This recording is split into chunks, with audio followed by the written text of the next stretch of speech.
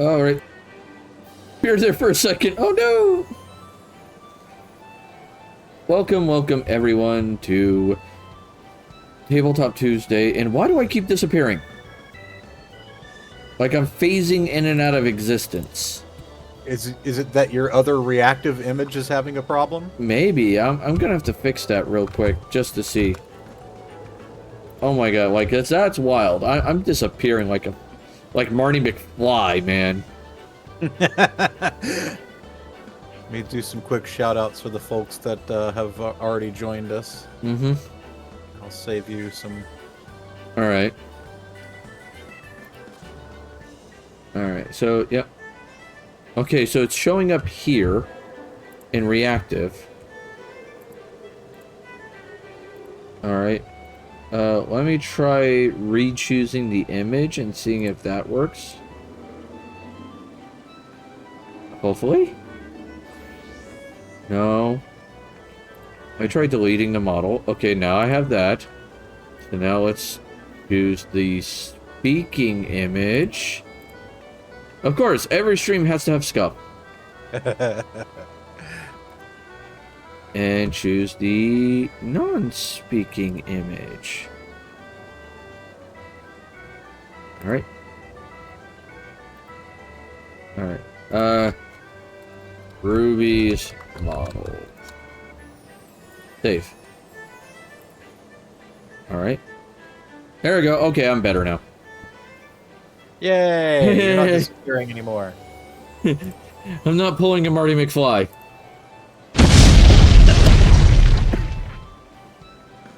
Goddamn. Why isn't with the fireballs? We got, let's see, what were people playing? We got some Overwatch 2.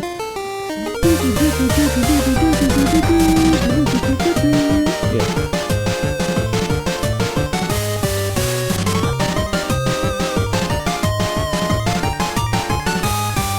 Alright, so we got some Overwatch 2. I understand that's a decent game. I don't know Dragon, Ishni, more Overwatch 2. Skyrim Special Edition, I've been playing that. Unfortunately, we've hit a glitch issue. No, Wizen, we're just, you know, I did some shout-outs, and he's going over what the people have been playing. Yeah, I'm going over what people have been playing in chat. Yeah, I've seen some people playing Like a Dragon Ishin, but I've never actually watched it played. Yeah. Yeah, Wizen, we started early. Didn't you get the memo? Yeah, we started a couple hours ago. We're leaving now. Fuck this. Oh, it's been a long day. Streaming so hard. Yeah. With that being said, let's talk about our sponsors real quick. First sponsor is W Energy Drinks. I'm going to cover. They're the weird smiley face thing down below. If you use the code RubyMadHatter, you get 10% off your entire purchase. What is your purchase? Well, As I was trying to tell you, there are no bullets left in this gun, you see? Oh, we redid that. Thank you for the check-in, Volimy VC.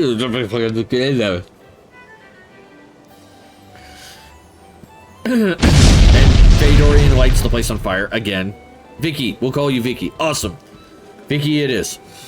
But yeah, if you check out W Energy Drinks, they come with a nice little powder. You put it into some water, shake the bejesus out of it. And then you basically drink. It's quite good. It doesn't give me the shakes, so that's good. And like I said, I'm a fan of Galaxy Grenade myself. That's my favorite flavor so far. The other one is Shockbite Gaming Service, which we use here regularly with, it has a problem with residue. I will say that's true. Shockbite Gaming Servers, we use that consistently here, a lot for our Minecraft servers. We haven't had any problems with them. Nope, not a bit. No, not with them. Usually with us.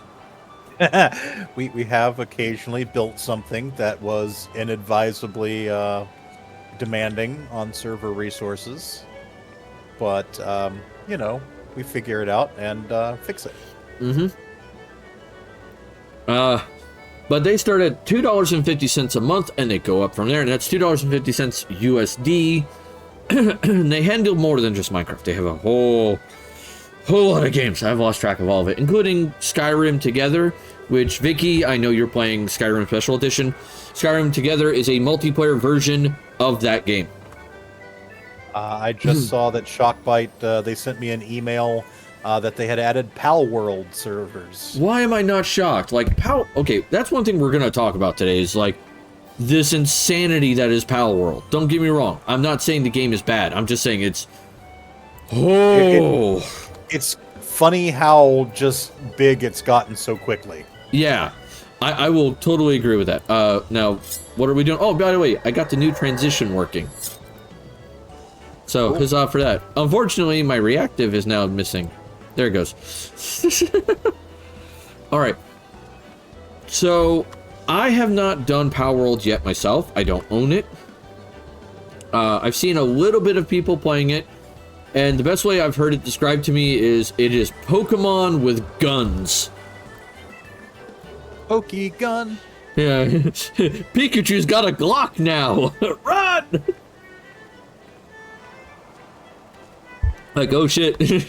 No, the best game amalgamation I can say for it is Pokemon meets Ark Survival Evolved with a touch of, like, Stardew Valley. There's, like, a little bit of farming in there. And it's interesting. They got some interesting ideas that they're working on. And I can tell you right now, the Pokemon community is loving this game. Mainly due to the fact that the common comment I've been seeing is, this is what Pokemon should have been for the last 4 generations. Let's see. 4 generations. I'll say 2 or 3. I can give it 2 or 3, but, like, people, you know how people are. They exaggerate. Yeah. But either way, I can agree with at least 2 generations. The last 2 generations for Pokemon have been god-awful bad. Yeah. I mean, part of that is Game Freak decided to just throw quality out the window and just shit out a new game as fast as they can. The change to full, like, 3D models meant that you really needed some more development time, some more resources to, you know, make it good. And they, you know, they said, oh, we've done all this, new models, but no, they reused some models where they could. It's buggy. I mean, still getting better. I quit playing after Sword and Shield came out. I was just so frustrated with it, I was done. Yeah. Because the big change that happened right around then was, one, you went from, like, the portable, the oh, DS, you just disappeared. 3DS. Oh, weird. I'll fix you. You went from, like, the DS, 3DS to the Switch, which, that's fine. But, you know, in that leap, they decided, hey, you know what, we're gonna do 2 things for the first time ever. Number 1, we're not gonna ship complete games. We're gonna have DLC. That had never happened before. Right. You actually would have to pay more later to get the complete game. 2, it was the first time in a Pokemon generation when you couldn't actually bring all of your Pokemon in from prior generations. I don't know how deep into Pokemon you are, but basically there's a Pokemon, like, server where you can, you know, transfer your Pokemon from previous games, but you can't actually bring them into Sword and Shield unless they're on a certain smaller list. And the argument was, well, it's hard for us to, you know, do all the models for all these, you know, 1,000 Pokemon that there are now. And it's like, yeah, but that was the big appeal of the game, this continuity, this Pokemon that I have been raising since Pokemon Leaf Green. I could use him in every game before this, but not this one. It sucks. So yeah, Sword and Shield broke me as far as Pokemon habits. I will say that here's the funny thing. There are certain games, though, that have been done that do Pokemon better than Pokemon does now. Which is kind of wild. I mean, I guess it depends on what you view Pokemon's main appeals as. Which games are you thinking about? All right. So someone did a I almost said the wrong word. Someone did a mod for Pal World that made it more Pokemon-like. It put Pokemon in it, essentially. That dude has been subsequently DMCA?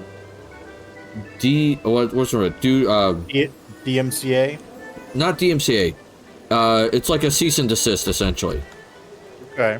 Like it's the next step up from a DMCA.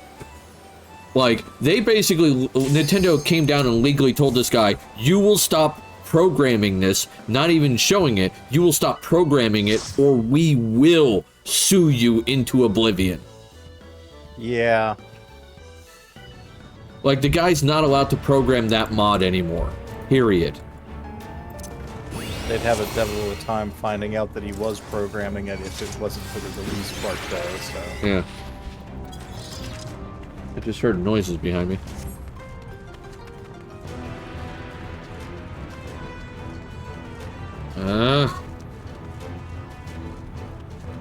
What do you mean? Oh God! What is with these people?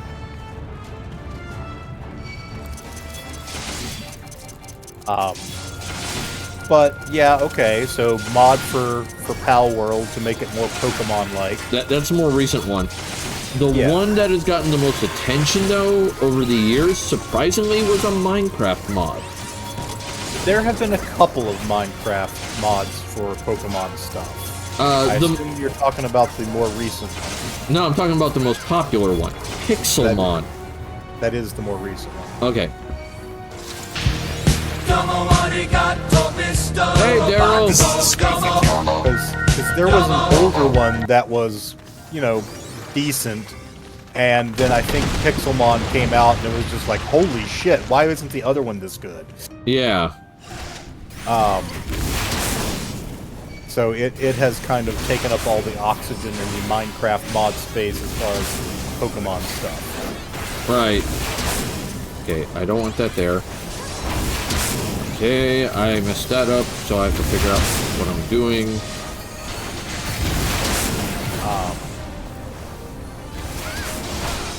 But yeah, Pixelmon is the big one, and what surprises me is Nintendo has not done anything about Pixelmon.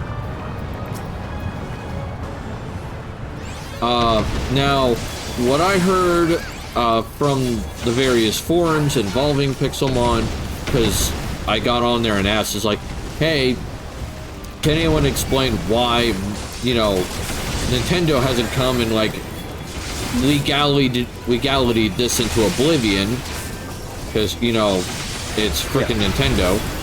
Yep. Apparently, Pixelmon has the backing of Microsoft. It actually... I get that, but it is a case of copyright infringement. I think Nintendo would sue Microsoft if they thought they had a good case. The question is, why don't they think they have a good case? Yeah. And why does Microsoft defend it? Well, when they say it has the backing of Microsoft, that's, you know, people shit-talking on a fan forum. What do they mean by backing of Microsoft? Microsoft isn't putting money at this. So, you know, in what sense is Microsoft, are they promoting it? Are they, you know, just quietly resisting any attempts to take it down? The other thing is, Microsoft doesn't have that much, like, pull in the actual mod community of Minecraft. Right. It's just not very hands-on with that. So. From what I've been told and the way I understand it, it's a quiet resistance. Right. It's very much Microsoft. Like, there are certain mods Microsoft will basically do some cover for because they see it as marketable for their product.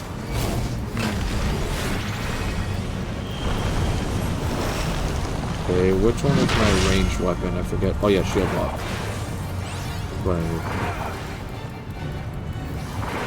Well, the other thing that occurs to me, though, is that the gameplay of Pal World is already very clearly walking up to the line of what Pokemon is and going, you know what? we're safely on this side of IP infringement. We dare you to come after us. And then this mod is just taking that next step over the line. Yeah. So this may be a way, going after that mod developer may be a way for Nintendo to go, if you guys put one fucking toe over the line, we will be down on you like a ton of bricks. Yeah. I can agree with that. I think one of the big things that makes Palworld a little different is the fact that your little pals, one, you can equip them with gear, which I know you can sort of do in modern Pokemon, but not to the extent that Palworld does it. Right. I mean, for God's sakes, you can't give Pikachu a Glock. As much as you might want to. Yeah, where in Palworld, you can give your pals a gun. That's a thing.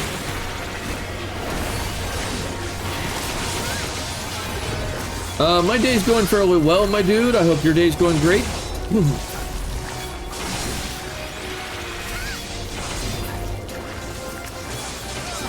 The other thing is, you can set the pals to be out on their own and give them an automated command. Okay. So, like, one of the things a lot of people are doing is the game has a severe need for ore. Like, it is massive. Like, how much ore you need in that game. Okay. Because of that, what they'll do is there are pals you can train up that can mine for you. And the ores will respawn every in-game day. So you set up a couple of farms, you set up a couple, like one pal to water them, one pal to harvest them, the crops for the food. Right. And then you set all the others to just mine the everlasting bejesus out of the ore, and you come back there after a couple hours, and suddenly you have like a few hundred ore. That's something that Pokemon you don't have. You can't just leave your Pokemon alone somewhere and expect them to do something. Right. The closest you had to that, where there were generations where you had like the little Pokewalker, where you could basically transfer your Pokemon into a peripheral to act as a virtual pet, so it would gain levels and shit. It wasn't to gain other resources for you, except I think they could like find the berry or something. Yeah. But no, that is one of the big differences that makes Palworld a little bit like Minecraft, or you said Ark Survival Evolved. Yeah, I would say Ark Survival Evolved especially, because there are dinos in Ark Survival Evolved that you can train them to do that exact thing. Yeah, I mean, Minecraft has a number of like mods that with trainable animals, and of course it has animals in the base game. I had mentioned Minecraft because that's what I hear everybody comparing Palworld to. Yeah, it's because Minecraft's like the most popular, but like when I look at it and look how the gameplay actually behaves, the closest example I have is Ark in terms of gameplay behavior.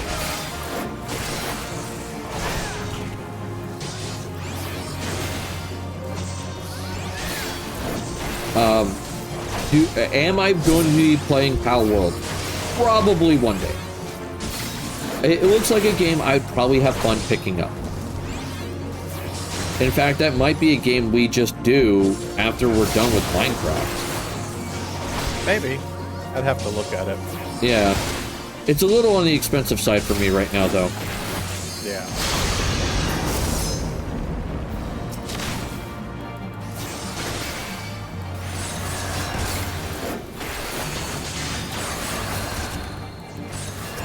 But, yeah, circling back, Game Freak has really just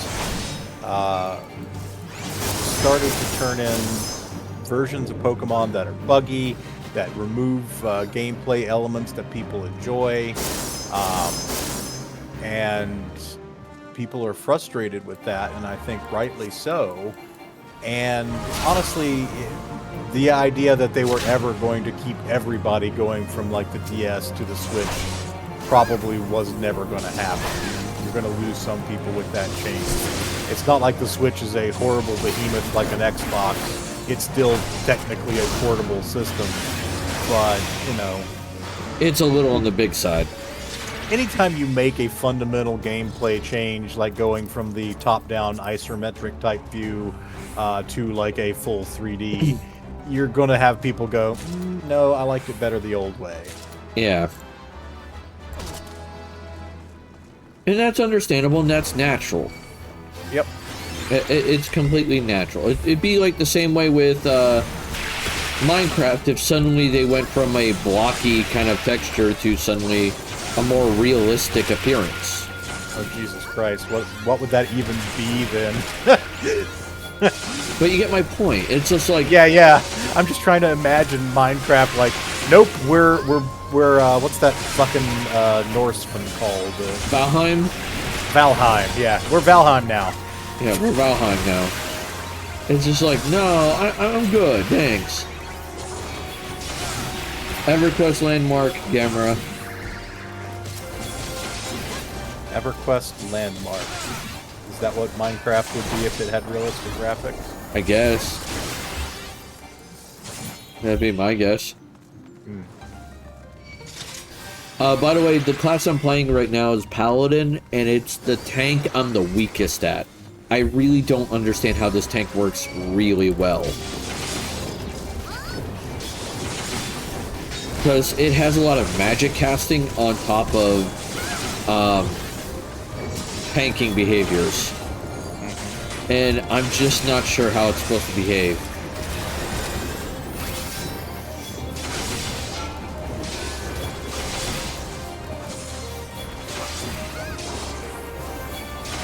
I mean, yeah, Paladin comes with a self-heal, but I almost never get a chance to use it.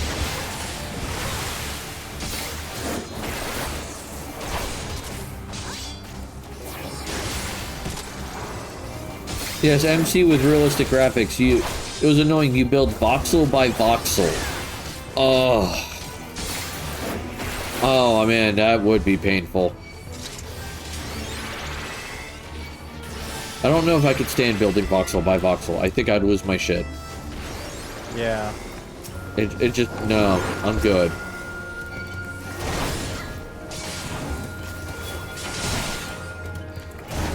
It also doesn't have an AoE combo, which is really weird.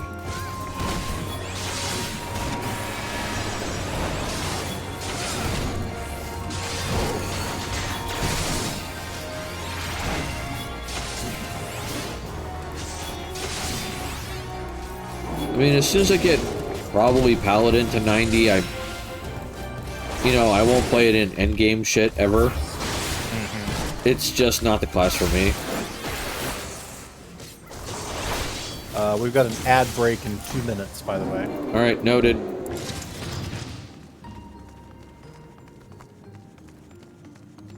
Damage dealt. That. While you're enjoying Final Fantasy XIV, I am playing Hollow Cure. Hollow Cure. Yeah. Okay. Not familiar with it? No. Do you know the HoloLive VTuber thing? Like the HoloLive VTuber company? It sounds familiar, but my brain doesn't have an answer. Okay, you know what VTubers are? Yes, I am one. I just had to check.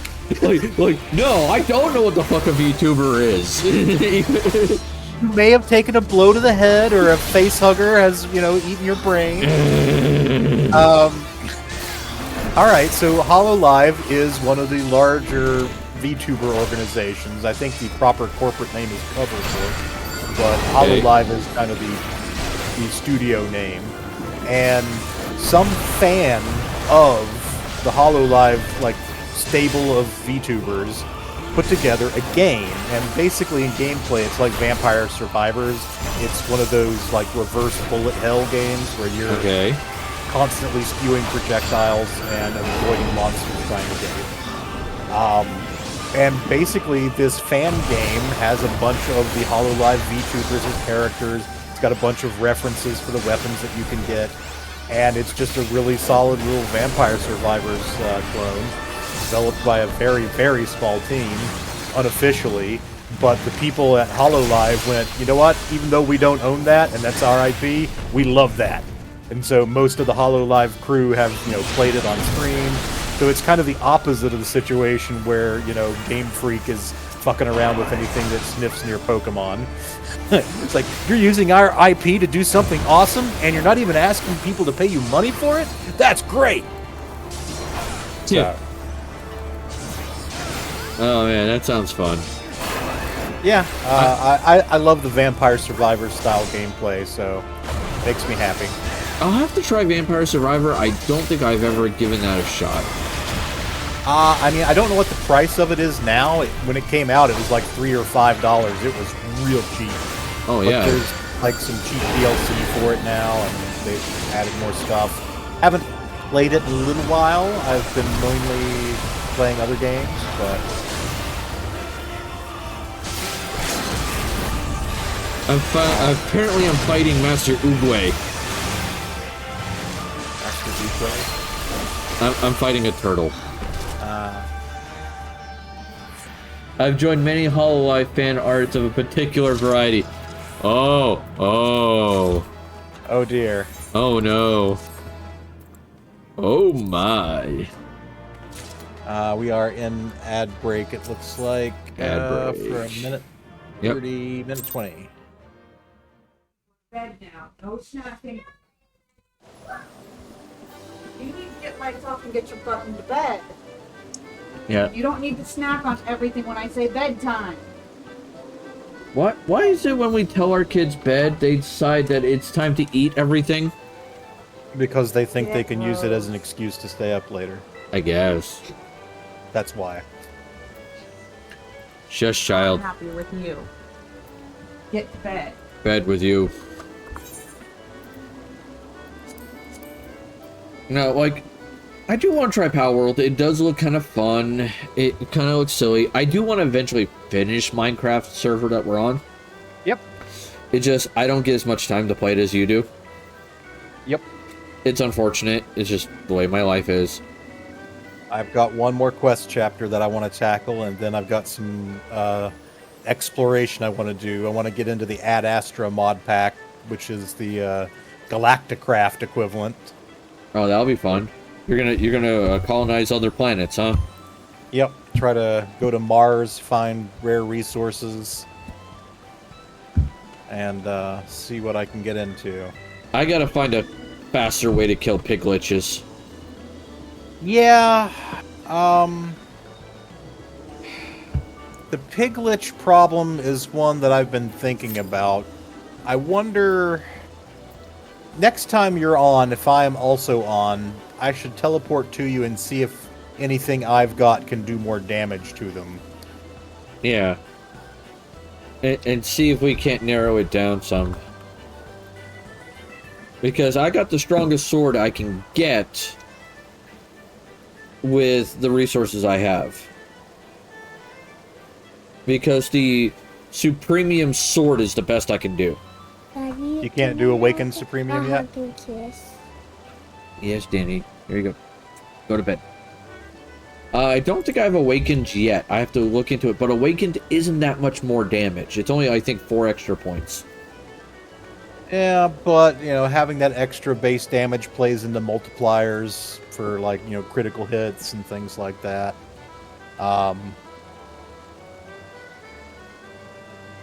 We're talking about Minecraft, Fedorian, yeah. Yeah. We're just talking about video games. We've talked about Pal World and Pokemon. We talked about Hollow Cure. And that got us into the VTuber thing. And we're talking about Minecraft a little bit now. Yeah. I think that we could... I'm not sure that the Awakened Supremium is the best sword in the pack, not counting even Morrigan.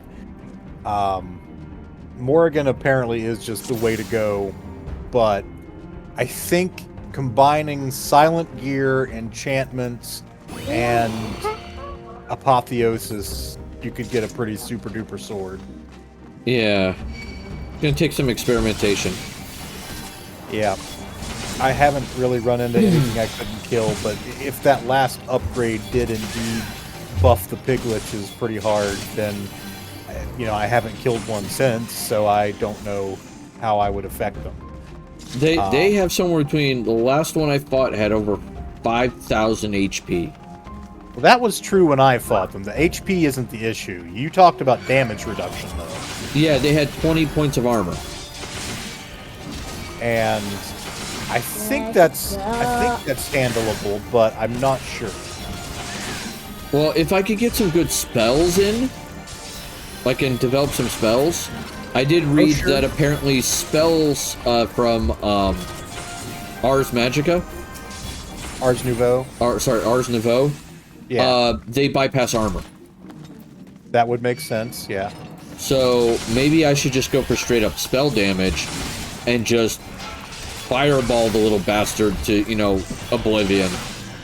Sure. You could also put gems in your weapon to help bypass armor and defense. That might be a way to go. Yeah. You can load up your weapon with damage over time effects like poison or freeze or, you know... I gave it freeze and fire. Yeah. So there was that. And my bow had poison. Yeah. Good God. You know, for a... I don't know why I got such a low-level dungeon for leveling. That's really weird. Usually I get a much higher level dungeon.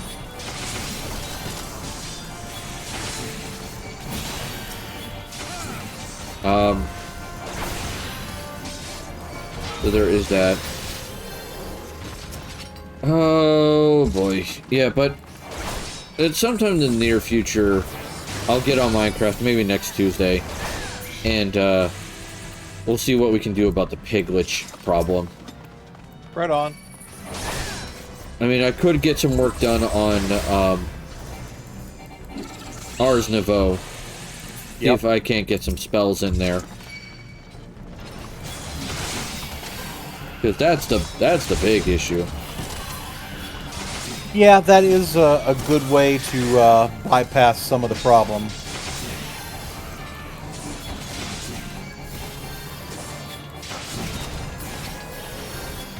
Damn, that ninja knows how to do damage. Jesus. Alright. Give me 1 second. We're gonna pull up the display. Oh, I left my Winamp on. We have the wheel! Wheel of Topics! Alright, give me a second. Okay, so the wheel has decided Emperor's Hands. The Iron Hands. Oh yeah, the Iron Hands, sorry. Did I say? The Emperor's Hands? What are we doing here? Yeah, what the fuck am I on? Alright, so the Iron Hands. That's a traitor chapter, isn't it? No, you're thinking the Iron Warriors. Right, Iron Hands are the guys who, are like... Flesh is weak. Ugh, flesh. Ugh, biology. Fuck that. Gross. Flesh. Yeah, oh my god, those guys. Alright, so their faction is they're loyalist, so they're loyal to the Emperor of Mankind. I remember that much. I know they're very much into tanks and vehicles and shit. They are very much indeed, yes. And I know the one word that describes them is bionics. Yes. They do love them some bionics. The Iron Hands, I like them. They've been occasionally strong on the tabletop enough to sort of tempt me to maybe play them a bit. But here's the thing about the Iron Hands that kept me ever from really delving in, and it's basically that their armor is black, and that is frustrating to paint. I can see that. Because I was also tempted to do them because, like, I like the idea of focusing heavily on tech and vehicles and stuff. Mm-hmm. That is definitely appealing to me. It's one of the reasons why I like playing Tau, is because it's like, oh, you have troops? That's nice. I have robots. Yeah. Baydorian has asked, do they have any relationship with the Toaster Lovers? I mean, so that's actually an interesting topic to talk about. I would say that the Space Marines have a weird relationship with the Mechanicus. Because theoretically, the Mechanicus are in charge of all the technology in the Imperium. They're the ones that know how to fix it. They're the ones that take care of the precious STCs. They're basically, in the colonization era of mankind, they built these giant fabricator machines that had templates that essentially it's like a 3D printer, but for like cars and shit. It's like, oh, we need 5 tractors to plow these fields, and the STC would stamp out 5 tractors. Most of these STC patterns have been lost, and whenever they find a new one, it's just like happy time on Mars. And so, yeah, Mars gets to control all this shit, but the Space Marines are so important that they get to kind of ignore the social order for some of the other aspects. So, like, the Inquisition can fuck up somebody's day, but if you're a Space Marine chapter, the Inquisition has to tread pretty fucking lightly. Like, the Inquisition, I think, wanted to exterminate... no, I think it was the Grey Knights specifically, wanted to exterminate some humans who had fought alongside them just to maintain the secrecy of what had happened. And the Space Wolves were there. The Space Wolves were like, the fuck you say? Yeah, no. How about no? So, yeah, Space Marines get to ignore a lot of the normal rules of the setting when it comes to who's in charge of what. They don't have to answer to the religious folks. They don't have to answer to the Inquisition unless it's really bad. And they don't have to answer to the tech priests of Mars quite so much. But the Space Marine chapters do send Marines to Mars to be trained because basically they need someone to maintain all their tanks, and the tech priests are busy, so they essentially create what are called tech Marines. Marines that are trained by the tech priests to maintain shit. They usually get like a few extra servo arms. Their face gets a little fugly, you know. There's usually some bionics involved, but yeah, the tech priests and we usually like okay. So Imperial Guard will usually have like a tech priest that maintains their vehicles, and it'll be a human guy in a robe with a little backpack that has a couple servo arms. But a Space Marine tech priest. Tech Marine is just like, you know, he's a big ass dude just like any other Space Marine, so he can carry a much bigger backpack with even more arms. So yeah, he just with a lot more tools. Yeah, he walks along behind the tanks and has these arms that can help fix them. The Iron Hands have a good relationship, I would say, with the tech priests of Mars. They have a large number of tech Marines. It's worth noting that the only named Iron Hands character that has a model in 40k is a tech priest. Yeah, of course.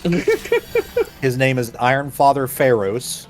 Makes sense. And he basically is...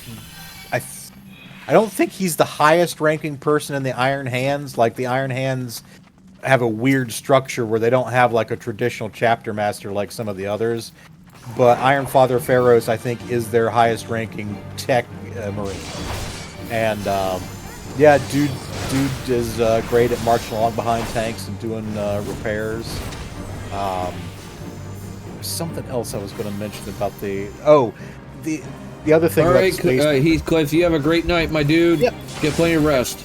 Catch you later, Heathcliff. Appreciate you being here, dude. There are Space Marine chapters who literally have taken technology that they've recovered from some source or another, and the tech priests of Mars are like, give us that. And they're like, no, fuck you. No. Specifically, the Blood Angels. They have an unusual engine upgrade that they have access to that they have refused to share with the tech priests of Mars. So, yeah. Go figure. You can only push the Space Marines so far. That's why, you know, everybody has to tread carefully. The High Lords of Terra, who, you know, think that they're in charge of the entire Imperium, they can't tell a Space Marine chapter to go fuck themselves. Really, if you want a Space Marine chapter dealt with in a harsh way, you have to convince other Space Marine chapters, these guys are bad. Here's our evidence. Yeah. Take care of this, please. So, yeah, I would say the Iron Hands are one of the more closely related Space Marine chapters to the Tech Priest just by virtue of being the guys who use so much tech. That's fair. That's fair. And from my understanding of them, they focus heavily on vehicles on the tabletop. Yeah, in 9th edition, they had their own chapter rules, which heavily emphasized using just big machines. Worked very, very well if you wanted to run like mechanized Space Marines that was heavy on tanks. Most Space Marine armies don't go too heavy on tanks just because they're expensive and you want like a large number of bodies to cover objectives and things. But Iron Hands went heavier than most. In 10th edition, they still have a specialized, I forget what it's called, it's a detachment, I think, is it the Iron Storm detachment? I forget. But basically, it emphasizes like heavy firepower and just kind of slogging alongside your tanks. You will now have to deal with this fully armed and operational battle tank. Oh man, and in 8th and 9th edition, I forget exactly when they introduced it, there was an absolutely broken combo that they managed to throw in there because you could have an infantry unit tank wounds for a character, but the Iron Hands had a way to make a already very durable dreadnought a character. So you'd basically be trying to fire anti-tank weapons at this like dreadnought, trying to take it down before it fucks you up too bad. And a dude just jumped in front of the shot. And a dude just jumps in front of the shot. It's just like, hey, fuck you. son of a bitch! Will you stop blocking my anti-tank rifle? It's worth noting that they can no longer do that now. As a matter of fact, I don't believe that there are any vehicles in the entire game that have a character keyword, though I won't swear to it. The Space Wolves might still have their... I think their 2 unique dreadnoughts might still be characters. But like, the Blood Angels Librarian Dreadnought used to be considered a character. It is no longer a character. Jesus. You used to be able to turn a tank into a character with like a tank commander like an Astra Militarum tank commander, and I believe... I'm not sure about that one, but I know that the Ultramarines tank commander guy, Sergeant Cronus, got shuttled off to Legends, so he is no longer technically playable in matched play. They're trying to eliminate those little loopholes. The best they can. Yeah. And to be fair, character protection doesn't even work the same way anymore, so even if they had left some of those things as characters, it would have been okay, but it could have had other interactions. Yeah. Oh, give the healer their commendation because they did such a great job, though I really wanted to give it to also the ninja, because Jesus Christ did they murder everything so fast.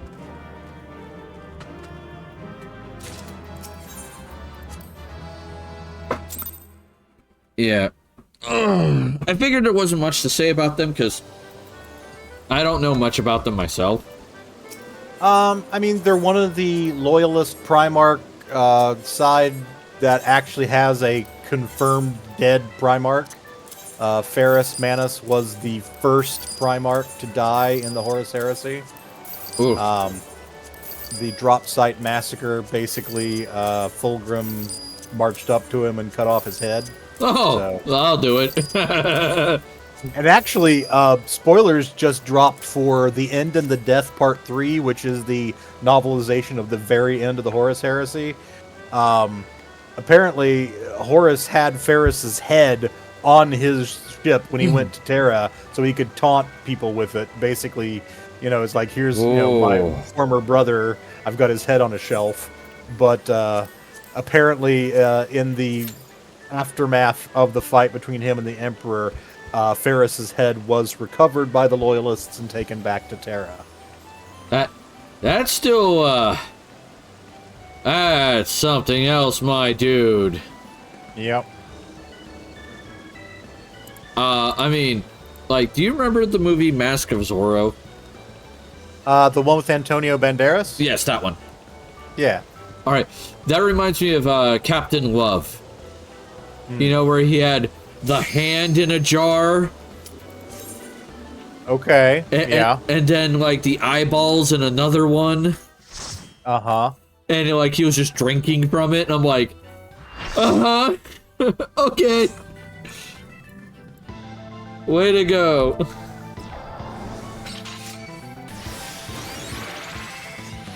I want that? Yeah, I'll take that. Oh, boy. Give me a second.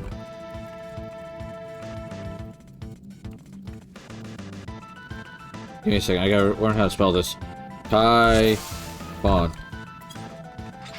Okay, you want Ultras? Okay, you come here. Come here. Come here, big guy. Come on.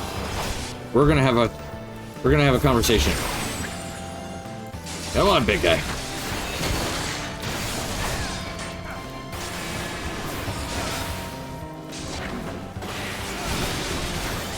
Yeah, big guy with a conversation. Oh, they started firing projectiles at me. I need to dodge. Oh no! Alright. As soon as I'm done with this, I will pull up the next one for the next wheel topic. Sure. Oh my god, I'm getting nommed on by basically the genie's uglier cousin. It's worth noting that Ferris Manus was a great craftsman. He and Fulgrim used to be pretty tight because they were both into making really, really fancy weapons. And, like, each of them forged a master weapon and gave it to the other as a gift. That sort of thing. That's cool. Oh, god damn it. Fulgrim thought he could bring Ferris Manus over to the traitor side, but Oh, was not successful. Yeah, I figured.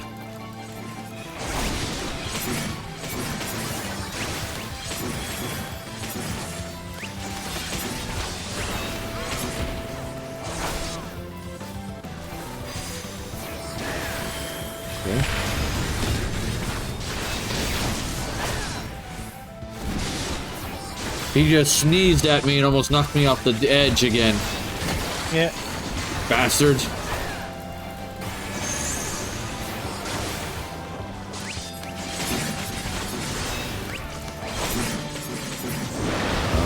Oh, god damn it. I hate it when it does that.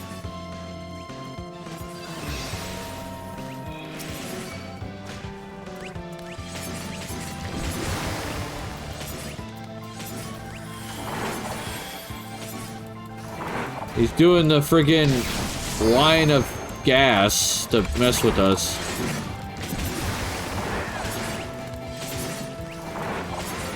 Can't target Typhon right now. Alright, well, the squid's gone. Oh, here we go again with the severe snort.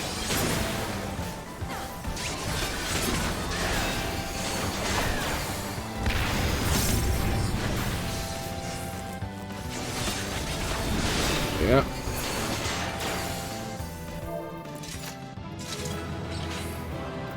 Alright, I'll give it to the other tank. Did a good job.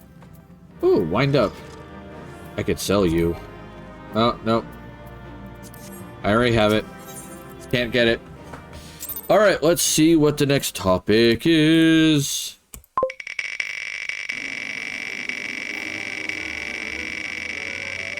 The colors. The colors. Hey, you remember we were talking about the toaster lovers? Well, guess what? Ah, yes. The Adeptus Mechanicus. The Cult Adeptus Mechanicus, the Adeptus Mechanicus, the tech priests of Mars, whatever the hell you want to call them. 0111 011 0111. The toaster fuckers. Where are the toasters you promised us?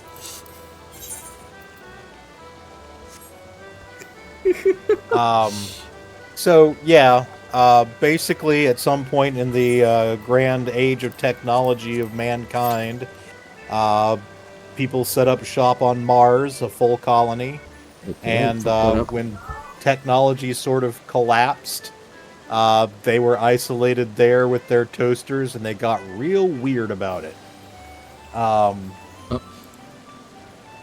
They, in the modern 40K setting, have a kind of a religious reverence for machines.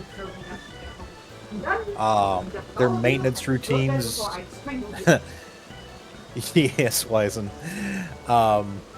Their maintenance routines have as much to do with religion as they do actual maintenance. So you might have them pray over a machine to make it work again, but part of that praying was anointing it with holy oil, which was the lubrication the machine needed anyway. So it works. They sort of accidentally did the right thing. Hey, apparently they know they're doing something right because what they're doing works. Yeah, the biggest downfall of the tech priests is that they generally do not like innovation. Like, anything that's new technology is heretical. Anything that's alien technology is heretical. So you don't have a lot of them that are driven to actually discover and research and experiment.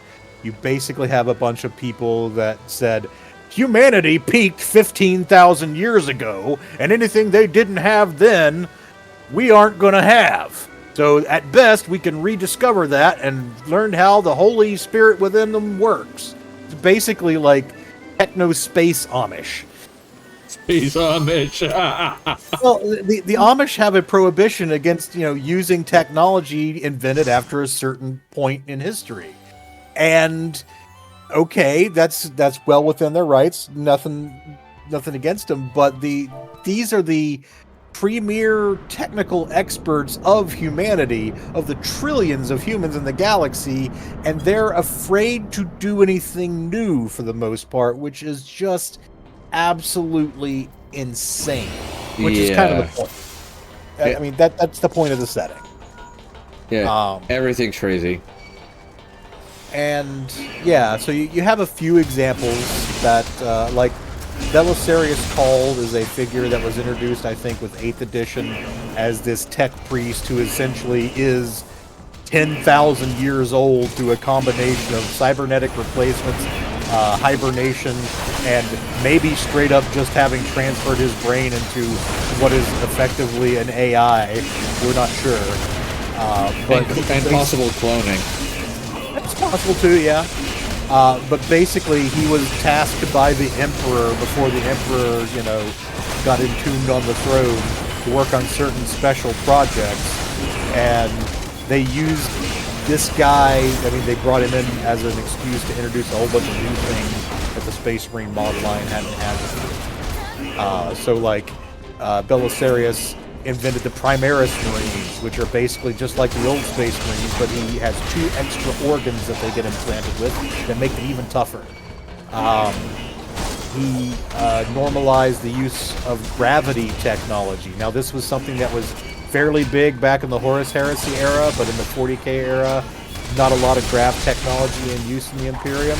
Well, now every new Space Marine tank they come out with is on a grav sled. So basically it can kind of hover over like little things rather than rely on treads. Cool. I don't know how I feel about that. I mean, how do you mean? I mean, I kind of enjoyed the aesthetic of them having treads. Oh, sure. And as well as I feel like when it comes to hover vehicles, I always felt that hover vehicles should have a lower weight capacity than treaded ones do. I guess it depends on the efficiency by which you can generate a grav field. versus how tough the materials you have access to are. Yeah.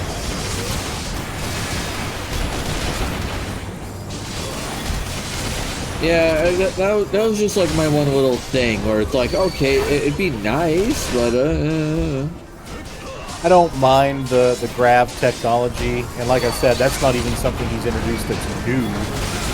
It's something that he has basically made easier to produce that they are ultimately okay with doing. We have an ad break starting now. We'll be back. Okay, sorry people for those who are stuck in the ad break. Yes, that's okay. We'll save the hot topics for when we get back from ads. Oh god, giant robots. It's funny, we're talking about the Mechanicus, and I'm sitting here in 14 fighting the Garleans, which the best way to describe them is, you played Final Fantasy VI, right? Yep. Okay, so do you remember the Magitech Empire? I forget what their name was. Yeah, I mean, I honestly am remembering them just as the Magitech Empire. Yeah, it's them. Okay. It's just full on them. These guys cannot cast magic on their own. They're incapable of doing so. So they make machines that are capable of casting magics. Hence the term Magitech. Sure. And the Empire has made that a kind of a major problem because where magic, how good you are with magics is determined by, you know, the skill of the caster and all that jazz. Magitech is more of the, hi, can you push a button? Yes? Awesome. Now you can, you know, set up a bomb equal to a fireball. Right. It's kind of like, it's kind of frightening. Sure. But it also made their empire go on a world tour, if you will. Sure, I will. Yeah. It's like, fuck it, let's go on a world tour. Bring this technology to everyone. In a fun way. Yes. Magitech Empires are fun. I have fond memories of opposing one in a long ago D&D game. Yeah. It was the Empire, and it was headed by Emperor Gishta. According to Wiseman. It's been so long since I touched 6, I don't remember. I always just remembered it as the Magitech Empire. I'm playing back through the Final Fantasy games with the pixel remasters that were released for the Switch. And I'm on 2, so I'll get to 6 eventually. Oh, was it 2 or 3 that had, Can you do the shout out for Jeffrey there? I can. Thank you. God, was it 2 or 3 that had Zende? Zende? Yeah. It's not ringing the bell. I think it was... I think it was 3. If memory serves. What's Zende? He was the final villain. Okay, that's probably 3 then, because I haven't played 3 and I don't recognize it. Alright. I'm gonna warn you right now, Zende is the king of monologuing. Yeah. Like, Jesus Christ, dude just keeps talking and talking and talking, and it's like, hey, is he done? Is the cutscene over? No? Okay, we're gonna keep going. Yeah. It's like, fuck my dude. It's not the longest villain I've dealt with in Final Fantasy, but by God, he gives it a run for its money. Right.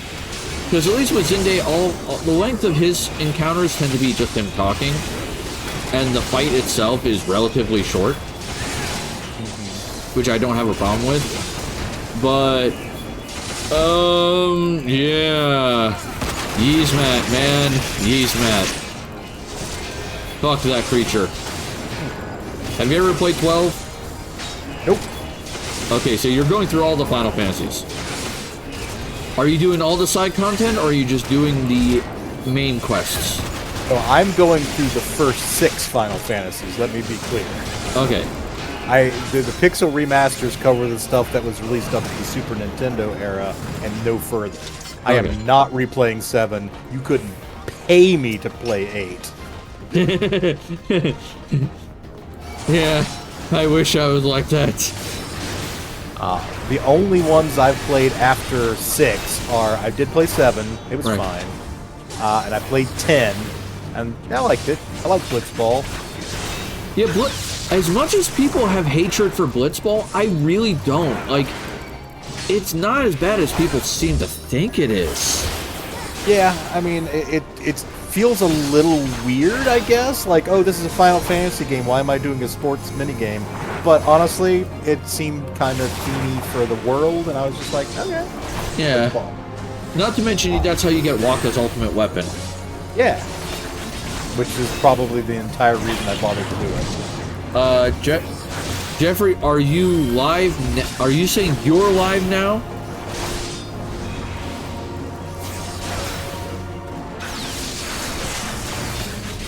I'm trying to understand what he's saying. Jeffrey may be live on Twitch, restreaming your Twitch stream. No. I'm not sure how that works. Twitch section. Be working, okay. Well, no, like, if he is streaming right now, and he came to my chat to advertise he's streaming, that's kind of a faux pas. Yeah. Okay, well, I mean, he doesn't seem like he's necessarily advertising, he just mentioned it. Yeah. So, if he wants to lurk in your stream while he's streaming elsewhere, that's fine. It's just... Oh, well, your call. Yeah, I don't understand, like, what he was going for, so I'm gonna err on the side of, you know, caution and say I'm probably misunderstanding what he's saying. Yeah, and if we have reason to believe otherwise, we can always take action. Yeah. No, okay, so you missed 9. I loaded up 9, like I owned 9, and I loaded it up and I played it like 15 minutes. I was like, yeah, this is okay. I liked it better than 7 visually, but I just wasn't that into it, and I had other games to play at the time. Which is understandable, that's fine. I actually really enjoyed 9. I liked 9 far better than 7. And, you can understand my thoughts on 8. Yeah. I can't understand how any right-thinking person would enjoy Final Fantasy VIII. Well, apparently Inquisition does. Yeah, he's not in the chat. I shouldn't make fun of him while he's not here. But I also had a former roommate named Travis, and he was also a giant 8 fan. Oh, I knew Travis. That's the Travis that I met, right? I think so? At the big house where, like, Yeah. was... Okay. Yeah, the guy who played the Russian Concussion? The Russian Concussion, yes! Yes, I love that character. I just... Wow. He's a fan of Final Fantasy VIII. Yeah, he's also a fan of 3.5. He likes 3.5 over Pathfinder. Weird.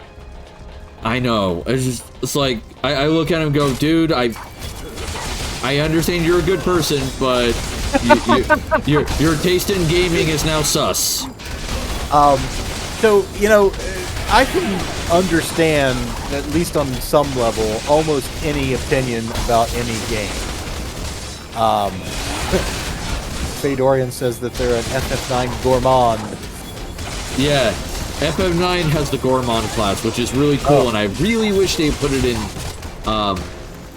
14, but they put Blue Mage in 14, so we won't have Gourmands. We have 14. We have Blue Mage, which sucks.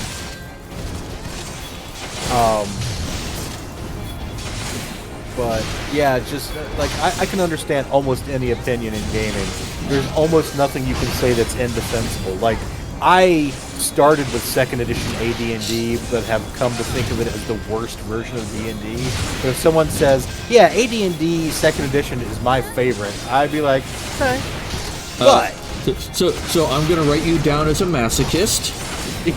Well, it's not even that. It's like if you're playing AD&D Second Edition, if you're going that out of your way to get 30-odd-year-old books to play D&D, just go that step further and play First Edition. It's more interesting. Yeah. But I like I said, I wouldn't give someone too much static if Second was their favorite edition. I wouldn't give someone static if Fourth is their favorite edition. They clearly want different things than I do. Yeah. But Yeah. if you're going to stand there and tell me that Third or 3.5 is superior to Pathfinder, it's like that's absolutely indefensible as a position, because Pathfinder is 3.5 with more stuff and more you could choose. balanced. Well, it was very lightly tweaked. Like, you can take stuff from 3.5 and just slap it into Pathfinder because it's all the same mechanics. Yeah. It's like saying, I like this Lego set. This other Lego set with the same pieces plus 5,000 more, I don't like as much. It's like, why? Because you can't store it? Yeah, You have to nostalgia. acknowledge- Fedora says nostalgia is a thing. I guess, but to me, it just shows like a fundamental misunderstanding of what Pathfinder is. If you say, Yeah. I like 3.5 better than Pathfinder, it's like, you have never played Pathfinder. Well, the thing is, he played Pathfinder when we were in the big house. And he's like, I just don't like it. And I'm like, I feel like he just made up his mind before even sitting down and playing it. That's what happened. I feel like that was the case. Yes, he made that determination before he ever played it. Yeah. But I also have a couple friends online, Candace and her ex-husband Dennis. They were big 3.5 people over Pathfinder, and I looked at them and was like, Pathfinder does everything better. And they're like, we don't like it because it gives us too many choices. And see, that isn't... I mean, that sounds like a reasonable argument at first until you realize you don't have to use those choices. Yeah, it's like, And to be frank, I don't think that's true. I think if you look at the glut of shit that was cranked out for 3 and 3.5, all of which you can use for 3.5, it's not that big a difference. Yes, there's more stuff in Pathfinder just because it had a longer tail, but... I wouldn't even say that. I think their complaint was that there were too many choices per character. There were too many feats, there were too many abilities. Oh, I see. I mean...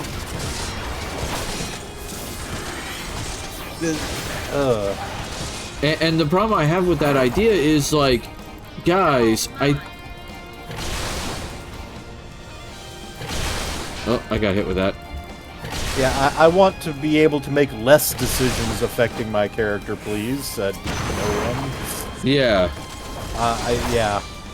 I'm not going to stick a gun to somebody's head and force them to play, Pathfinder or anything. Faye goes, I will not argue superiority, but 3.5 is where I started, and I have nearly the whole library, and it has a special place in my heart, but I am learning.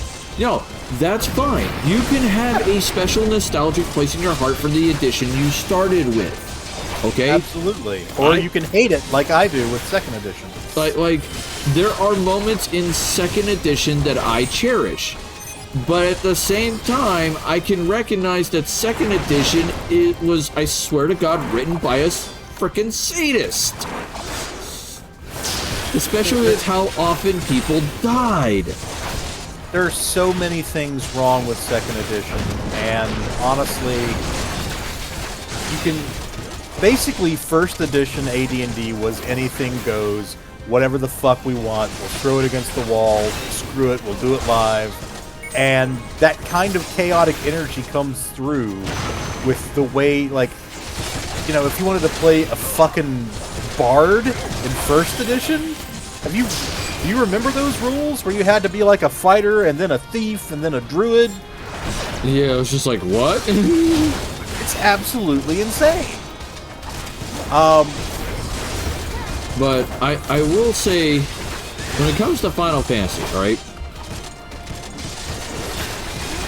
Oh, I had fun with 9 for, like, when I say early Final Fantasies, I'm talking pre-PS2, alright? So if you're talking about the Super Nintendo era or earlier, for me it was Final Fantasy 4. I loved 4. 4 was my favorite. For the PlayStation 1 era, it was 9. For the PlayStation 2 era, it was 10. But don't get me wrong, 12 was fun, just in a different way. You had to understand that the game was not designed as a traditional Final Fantasy. And that hunts were a thing. And hunts were the side content. And that's where you ran into Yzmat. Okay.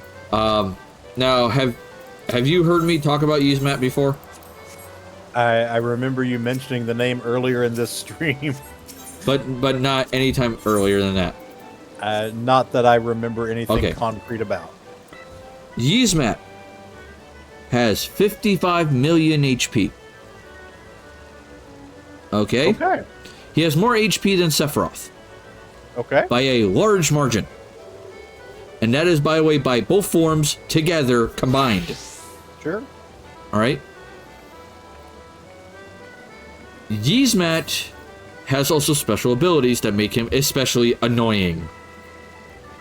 His first ability that makes him annoying is he reduces all damage he takes to 9,999. Okay, yeah, that I would probably throw a controller through the screen. Oh no, if that didn't make you throw a controller through the screen, his second ability would. Alright? So, like, you know how, like, with your ultimate weapons, you can break the damage cap? Sure. And do, like, a shit ton of damage? Can't do that with Yzmat. Okay. Alright? The second problem with Yzmat is once you get him down to 75% of his HP, he lowers that cap to 7,999. Okay, so basically this was programmed by a sadist. Oh yeah. No. The whole game was programmed by a sadist, and here's the reason why. The ultimate weapon in the game is called the Zodiac Spear. In order to get the Zodiac Spear in the original game, there were 12 chests you had to not open. That sounds familiar. Yeah. You had to go through the game avoiding these 12 chests and not opening them. Some of them blatantly in your face. Yep. Like, motherfucker. Like, open me. Like, screaming, There I'm right here! There was Open me! another game that did that, though, right? Because I've played a game where you had to... Okay, Yzmat, you're saying was in 12, right? Yeah, in 12. There has to be another Final Fantasy game that did the, oh, don't open these 12 chests or else you'll never get the ultimate weapon. Should not open chests for the ultimate weapon Final Fantasy. I think 12 was the only one that did it. Oh, sorry. Final Fantasy was 4. There were 4 chests in Final Fantasy.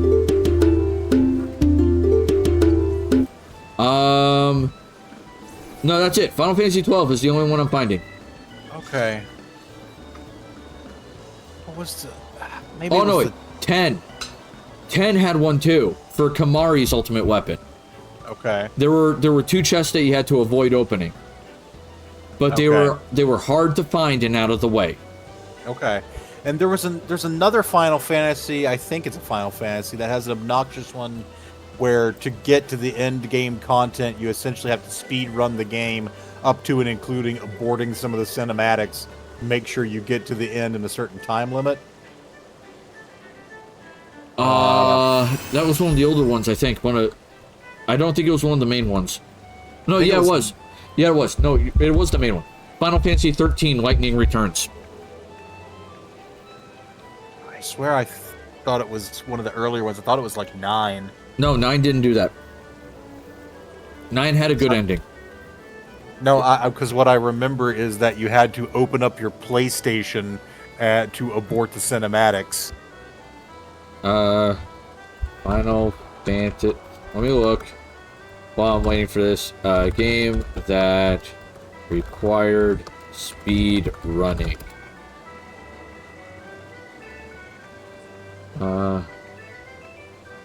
Okay, no, that doesn't help me. Alright, that required to abort cinematics. Skip cutscenes. Um, Dungeon. It was a dungeon that you could only get to if you got there in a certain time. That's what it was. I think that was tactics. Maybe? Might have been tactics. I'm not remembering it. But oh, we're being rated. There, Freyr's rating us again with 4 people. Awesome. Let me write this down. Farah, Freyr, 4. Well, welcome, Raiders. FF9 to get Excalibur, says Fedorian. Ah! Yes! Thank you, Fedorian. Yeah, I was trying to sit there and remember. I was like, what the fuck? I never had that problem, but I didn't have to abort cinematics, but I also was really good at getting to it pretty quick. Yeah, I mean, this was just, like I said, I didn't play lots of 9. I basically did, like, 15 minutes. Right. So, you know. Well, 12, so Yzmat has those 2 things, okay? And then you have the whole Zodiac Spear issue. Alright? Ah, yeah. If the player can get to the final area in Memoria in under 12 hours of gameplay, they can find an even stronger Excalibur, the Excalibur 2, the strongest weapon. Yep. That's what it was. Okay. So, with that being said, and I said 55 million HP, you can only do 9,999 for 25% of his HP, and then the rest is 7,999. Yep. Now let's add on to a fact. Let's give him his 3rd annoying ability. He has the spell Reflect. God damn it. Alright? Now, normally this wouldn't be a problem. Alright? Because if you cast a healing spell, he just gets healed for what you get healed. Right. Except for one spell. If you cast Regen on him, either through the Reflect or on him directly, he will go from whatever HP damage you've dealt to him to full HP in a second. Ugh. And he is chock-loaded with, by the way, petrification, instant death, and massive damage hits. Honestly, there's a lot of the Final Fantasy games that just have absolutely fucking annoying ultimate weapon type bosses. Well, here's the reason why he's annoying and not bullshit, alright? There's the difference what I call a bullshit boss and an annoying boss. Okay. Yzmat's annoying because you can leave the arena he's in. Uh-huh. But you don't leave the area, okay? Just the room he's in. He doesn't leave it. You can go to the nearby save point, which has a merchant next to it, and use the save point to fully heal, fully restock, and then go back in and fight him at the HP you left him in at. Okay. So, it's not, like, impossible to fight him, it's just annoying as fuck. It took me, and I swear to God I'm not exaggerating, 4 hours to beat him. That was my best time, was 4 hours. My average time, 4 is my average time. My best was like 3.5, and I think my longest was 6. Yeah, again, controller through the screen at that point. Now, here's the problem with 12, and this is why I'd say 12 for the PlayStation 2 era was the weakest. Alright? It had a system called the Gambit system, which is, for us, computer nerds, you're AI programming your dudes. Alright? You're saying once HP goes below 50%, cast Cure. Stuff like that. Yeah. Alright? To give you an idea how broken this system is, there is a section of the game called the Leviathan. It is a battleship, okay? from the Magic Tech Empire. Alright? Once again, Final Fantasy, welcome to Magic Tech Empire as being bad. Alright?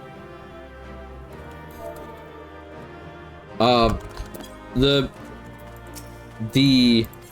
Leviathan has a hallway that after you save the princess,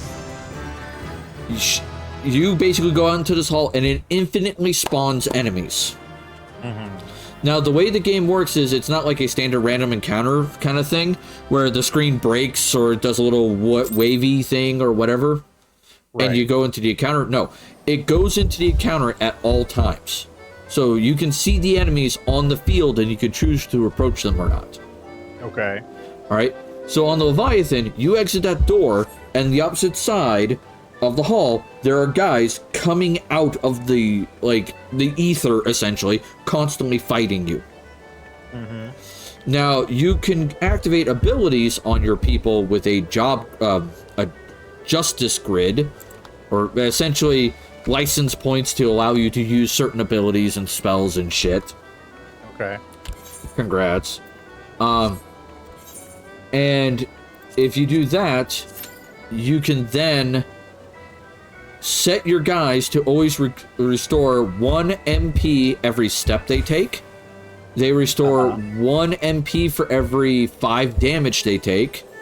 1 NP for every 5 damage they deal. Okay? Okay. And then you set the gambit for, if you're below 50%, and this is the first gambit you set, if you're below 50%, cast Cure on either yourself or the person who needs it. Alright? What you do then is you take your controller, set it on your table, turn off your TV, leave the game running, go to work. Yep. You don't need to play the game. The game will play itself. Honestly, this is not news to me, though, because if I recall correctly, Final Fantasy VI had a river raft sequence that you could repeatedly exploit by taping down your Nintendo controller to hit certain buttons, and you would basically go in an infinite loop on this river raft, encounter monsters, beat them, and just keep gaining experience. Yeah, except this case, you don't even have to tape the controller. It's built into the fucking game. I know, but that's honestly become more common. That doesn't bother me. I will say that. Well, you know. But I call it the weakest of the PlayStation 2 era Final Fantasies. Okay. Because when you look at the other Final Fantasies released for the PlayStation 2, you have Final Fantasy X, which was a relatively good game. You have Final Fantasy X-2, which, despite some of its flaws, was not a terrible game. Right. My biggest flaw with it is the game requires you to, at minimum, to get the good ending, play it 3 times. Yeah. That's a little annoying. Yep. But if the game plays good, I can actually get around to doing that. Like, I won't do it like 3 times in a row. Like, I'll play it once, keep the save file, play it again like maybe a little later. And then do it again. And I just got kneecapped with a finely crafted peppermint scented spork by Shizzy's Short Stuff.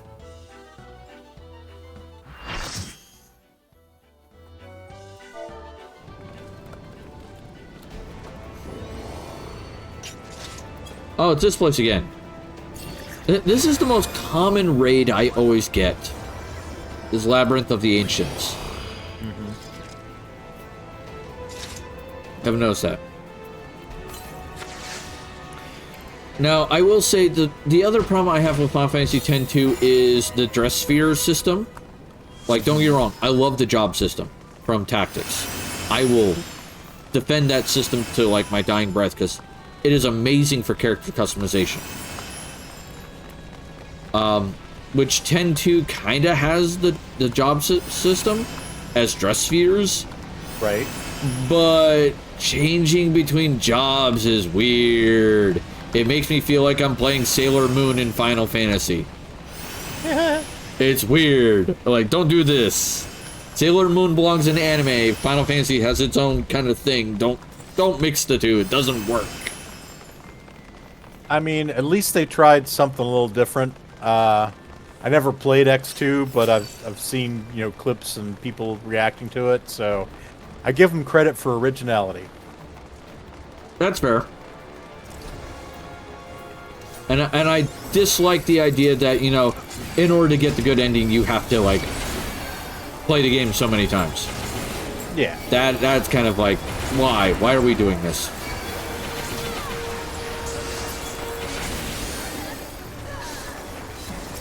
I cannot see shit because the game made it very hard to see anything.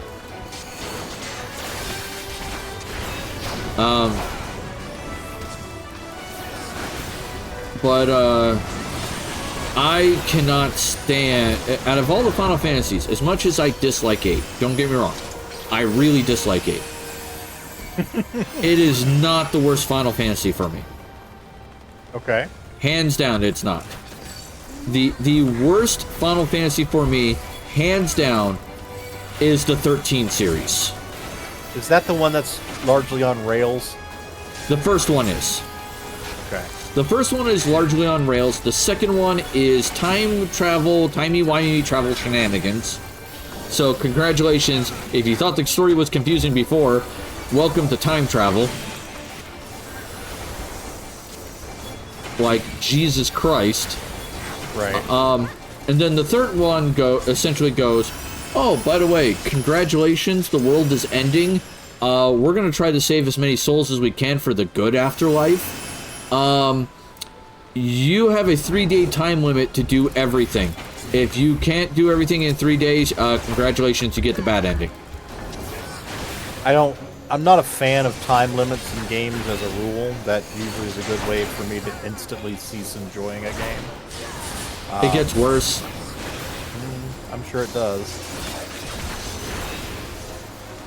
The things they require you to do in the game are very specific and a very particular timetable. That you have to get it done fast enough or you don't get the good ending. Right. But then they also give you an environment that is fucking gorgeous. So you just want to explore it.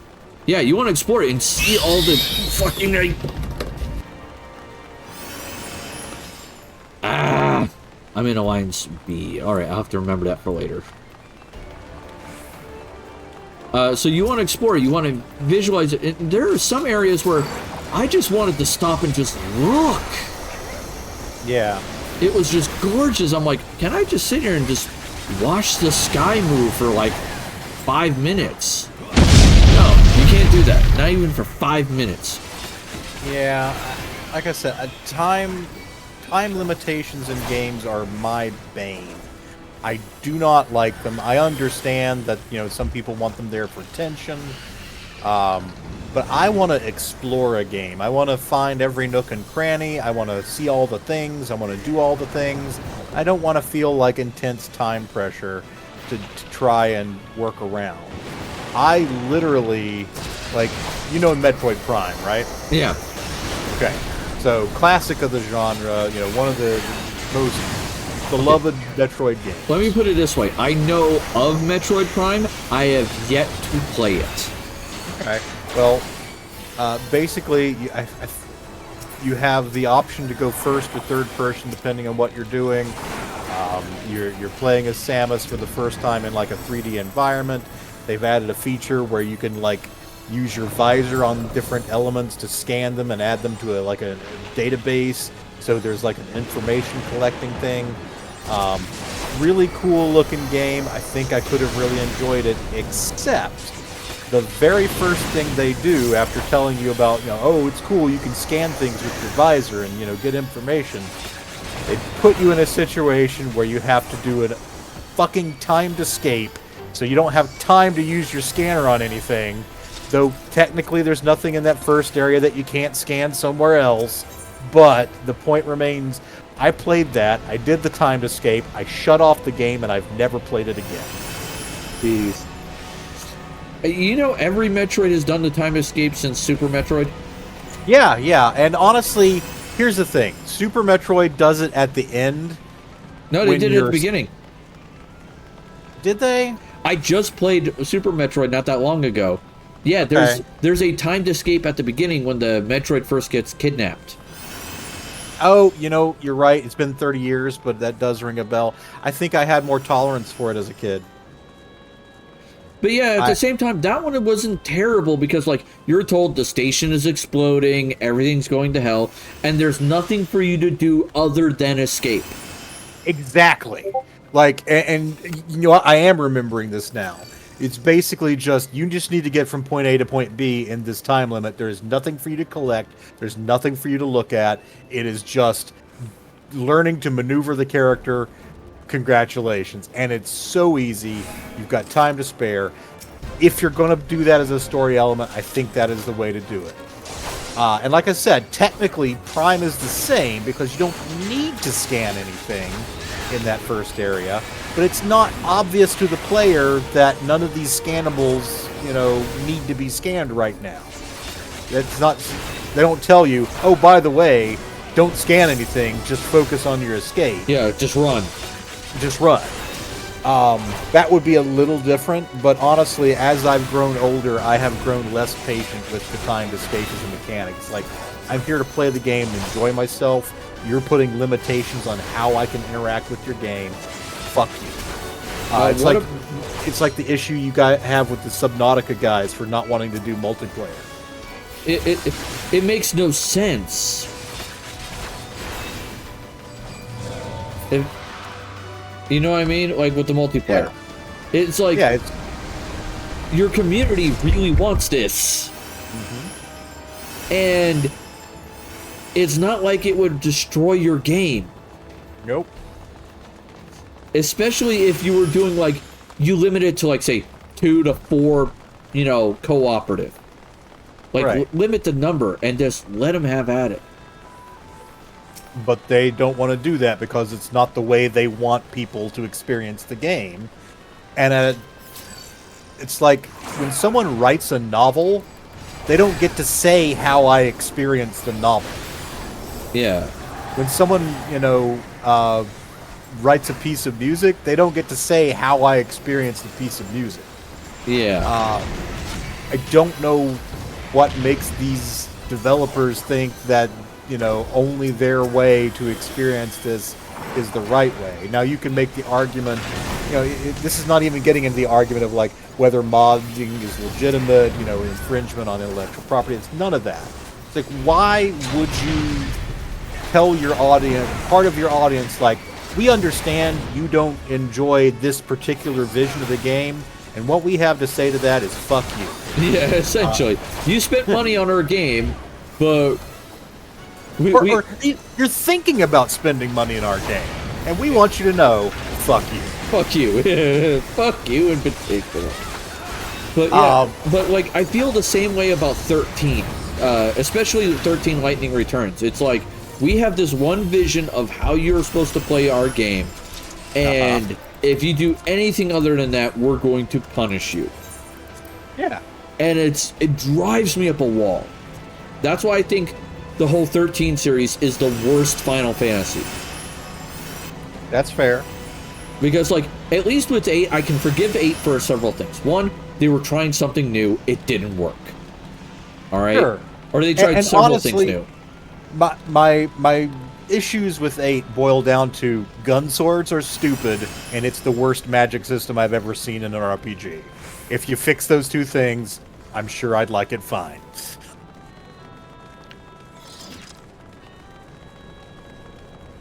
I mean, if you explain gun swords in the way 14 does, where it's a magical charge that's just coming out of the tip of the sword, it's not an actual bullet. That's better. And it's meant to, do a little extra damage, and it's part of the Magitech thing. But aren't the ones in 8, correct me if I'm wrong, but aren't they just actual guns, like with bullets? 8 is bullets. Yeah. You have a revolver cylinder behind the blade of a sword. Yeah. Where 14 describes it as, it looks like a gun, but when you look closely at the bullets, they're all magical, like charges. Yeah. And that you basically are just, they're a form of way of using magic without actually casting spells. Yeah, and the idea of spells and like bullet-like cartridges, that's been used by other series. I think that's fine. I think Outlaw Star had like the magic energy bullets. I feel Love like that Outlaw show. Star did it the best.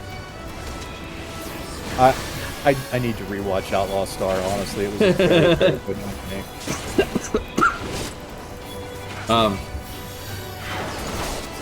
Aisha Clan of the Kataro Empire. Right, sure.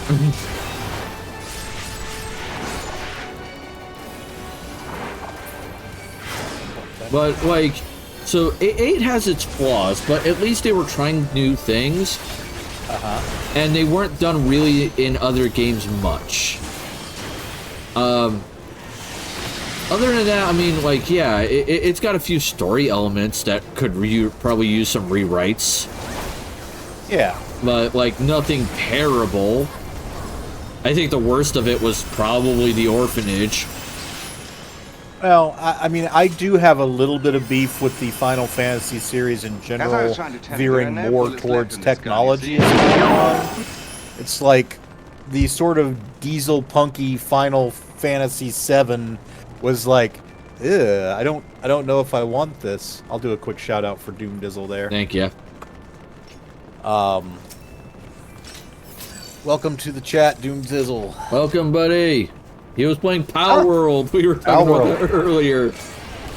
But yeah, like Final Fantasy up to 5, basically pure magic. 6, they started introducing Magitech, but it still felt like fantasy.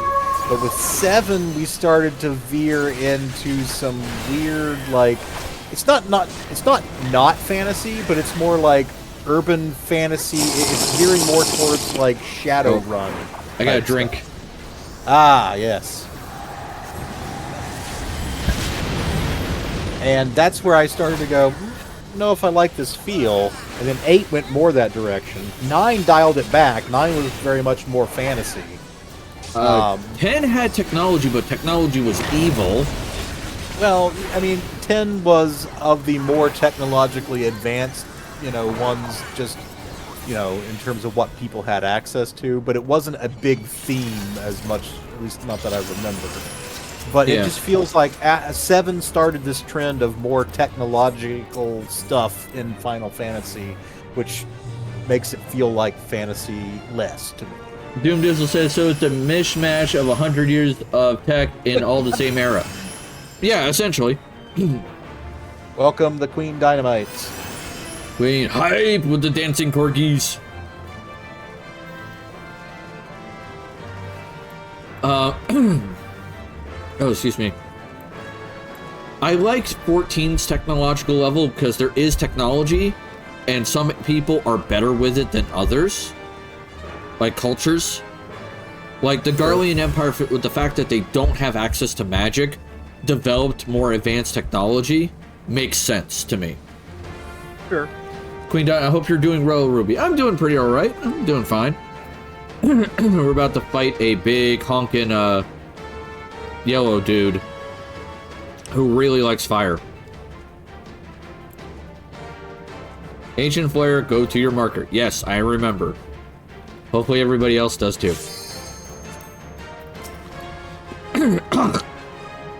Excuse me while I hack up my lungs. Thank all you. Okay, awesome. Hiya!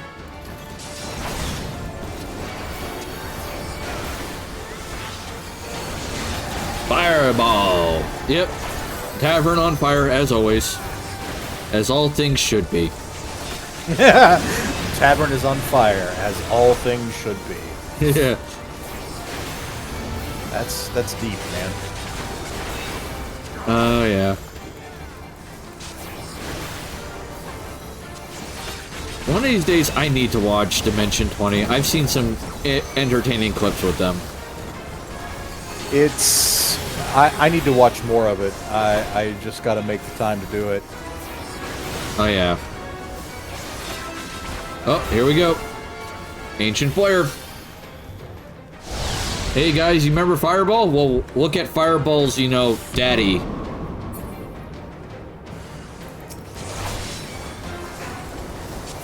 see what combos with the super bounce ball. I wish I had a charge feature, but I don't yet. I've already used the cutting board. I've already used Ian's curve. Block rate. CEO's Tears. I need to find CEO's Tears. Okay. Yeah, one of the weapons you can get in Hollow Cure is CEO's Tears, because they joke about, you know, things that are done on stream sometimes make the CEO cry. So one of the weapons is CEO's Tears. God. Oh no, I didn't make it. No! NANI?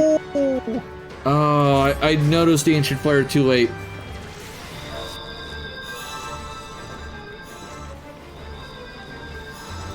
I noticed the flare. I noticed the flare too late.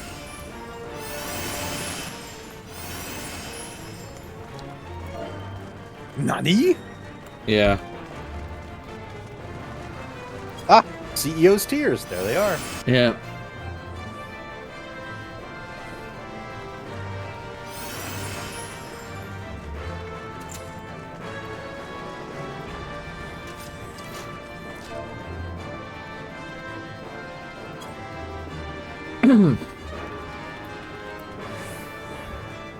Alright. Gotta wait till everybody gets back.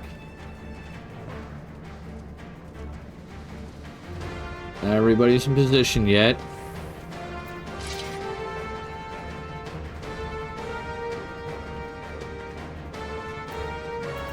Alright, here we go. Let me double do a check, do a ready check. Alright, we're ready. Here we go. Alright, come here. Come here, big guy. I got a question for you. Let me ask you a question. I'm not playing Warrior this time, sadly. Let me sword you a question. Going sword and board. Ooh, that is a tempting trade, but there are no projectiles here, so I'll just do this. Oh, there's Vacuum Slash. I do not want that.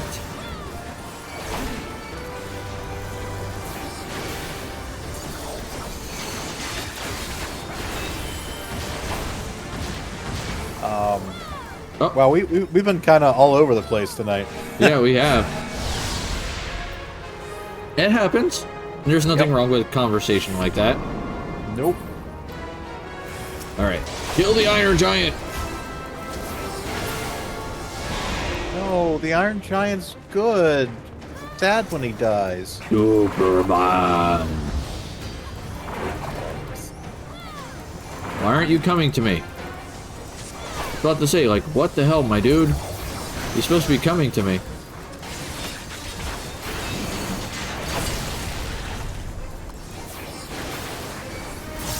Oh my god. Oh, he's going for another Ancient Flare.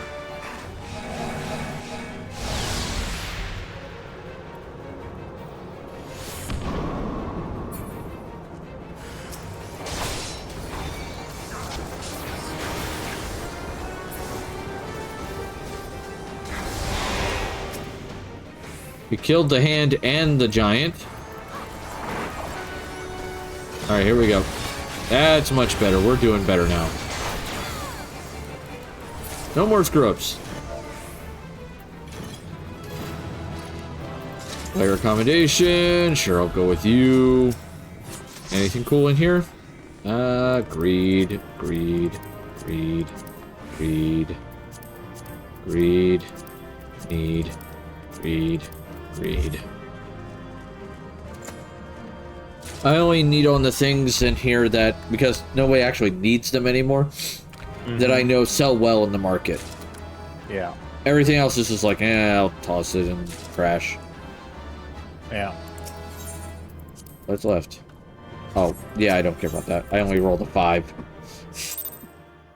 On the subject of games that we should play sometime, I was going to mention, now that it is officially supported and free to play, if you ever have a curiosity to try City of Heroes, I would be happy to help you out with that. That actually might be something I would consider doing. Because I have never tried City of Heroes. So, I will say this. If the Old Republic continues to give you, like, grief, or, like you're just not getting into it, we can always switch to City of Heroes. Well, I will try to make my character before next Monday, and we'll at least have that done. But honestly, yeah, I just could not believe that a software company would... I guess I should explain this for the benefit of people listening. I was making my EA Star Wars The Old Republic account, and it has a screen where you put in your account name and your password. Right. And I put in the account name that I usually use. Okay, won't let me do that. It's taken. All right. I'm going to put some numbers on it. Oh, no, you can't use any numbers or special characters. So no underscores, no dashes, no numbers. It just has to be letters. Well, okay. I got a couple other I try. No dice. I'll take it. It's like, all right, well, I'll just make up something. So I put together an account name. And then I go to the password. And I make up a decently complex password. I think I set it to like 20 characters just to have something that's reasonably secure. And it takes it. And then it sends me the confirmation email, and I go click to verify, and it wants me to log in. And I put in the 20-character password, and it says, wait a minute. Maximum password length is only 16 characters. I said, you've got to be shitting. You let me put in a 20-character password at account creation, and now you're telling me that you only want 16. I hope to God that you have at least failed in the sensible way, and you took the first 16 that I put in and didn't do something stupid. Fortunately, they did exactly that. They looked at the 20 characters and said, well, we only need these 16. Screw these others. And so I was able to get in. But it's like, this is EA. This is a multinational billion-dollar company that owns, like, what, 30% of the video game market? And it's being run like some shitty little shareware outfit? Yeah. What the fuck? Yeah. Of all the complaints that I've ever had about EA, them being totally incompetent about account management is a new one. Yeah, EA, like, originally when Star Wars The Old Republic came out, it was a subscription-based game. Yep. Much like Final Fantasy is now. And it was primarily run by BioWare. Alright? EA was mostly hands-off at that point. Right. Alright? But when they realized that The Old Republic was quite the moneymaker, and that back then everybody was trying to be the WoW killer,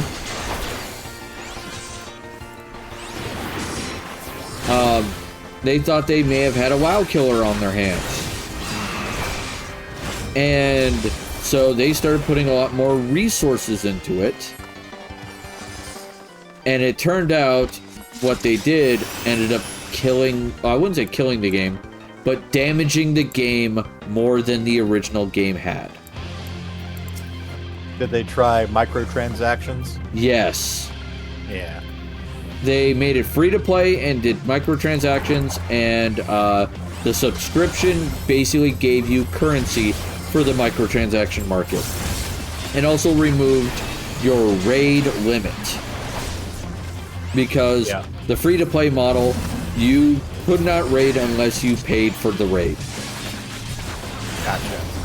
And I think you got like one free raid a week. And that was it. And when I say one free raid, I'm talking total. Like through all the raids. Yep. So like endgame content, you were basically fucked. Yep. It was just like, holy shit. Like, not long after EA, like, got their grubby mitts on it, I just stopped playing. I couldn't stand it. Because I think I played through the entire first expansion, And as they were getting into the second expansion, I just 100% lost interest. And it was like, that sucks, because I loved the game. It was fun. How are we doing today, Ruby? I'm doing fine, Bullets. I'm doing some leveling while we're talking about nerd stuff. We have all kinds of topics. Which, by the way, we always welcome chat, by the way, if they don't have a topic they want us to, you know, talk about. We'll take suggestions. We're not so, you know, uppity and shit that we won't listen to you guys. Like, within reason, anyway. Yep. Now, there may be things we don't know anything about, so we can't say much. Yeah, we'll tell you if we don't know something about something. Like, we'll like, no, sorry, man, I don't know much about that. But I did remember something I wanted to mention to you. Have you played Metroid, God, which one was it? I think it's Fusion? You're talking about the GBA one? Yeah. I think so. With SAX? SAS. That was the villain of it? Oh, you know, I don't think I played all the way to the end, so... Okay. SAX was through most of the game. Okay. It's been 25 years. Okay.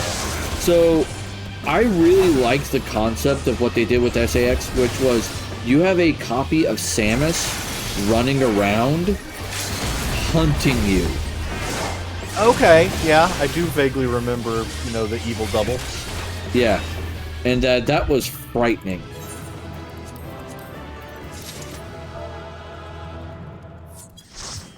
Oh yeah, it was just like, I'm good. Like, you know, fuck this in particular.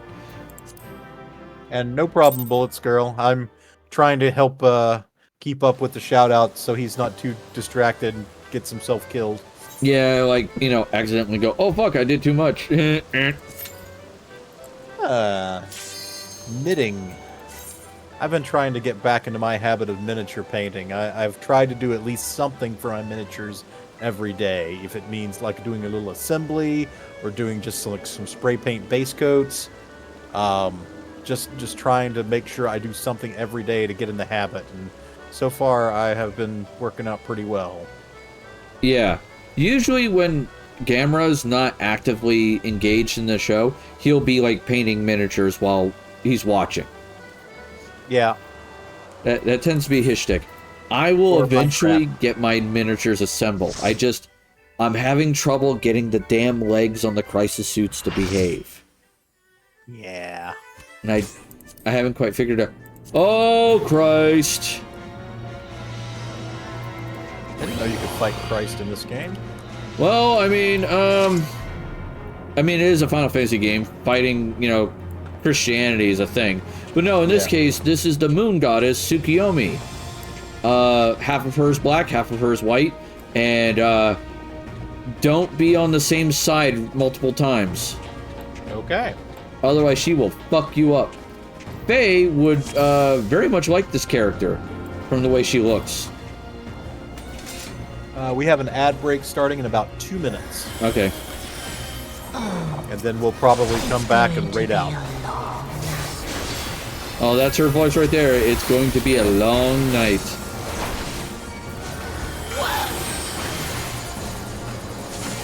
Alright, I'm gonna focus on it doing as much damage as I can to this lady.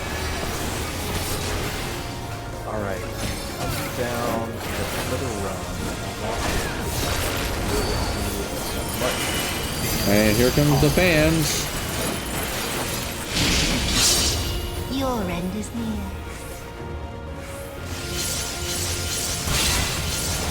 Don't get caught in the fans. Oh, one of the healers did.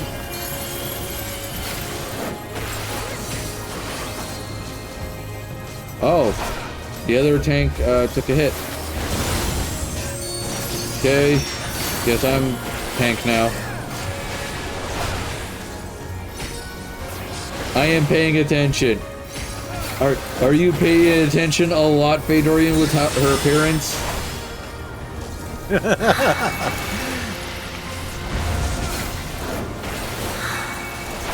No, like, I've known Fedorian for a while, and I know Fedorian's type.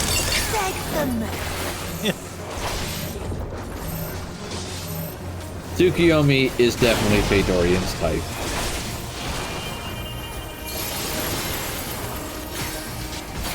Your death will be all the sweeter.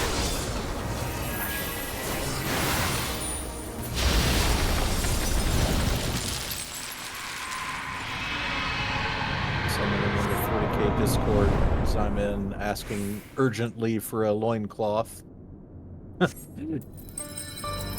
Alright, now she's having a mental break for a moment. As now we have to kill her family, or echoes of her family.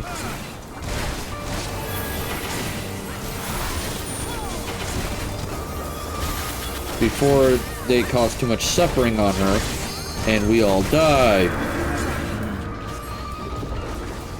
Yes.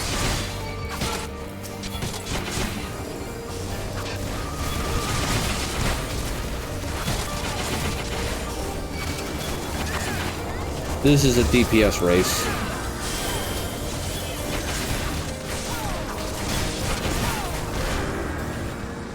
Then we have her asshole brother.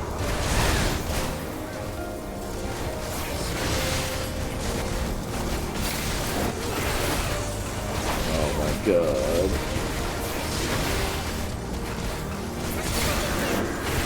And then lastly, this dude.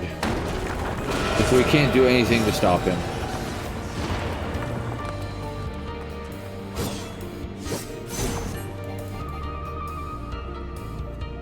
Well, girl's on a 3-stream streak. Damn.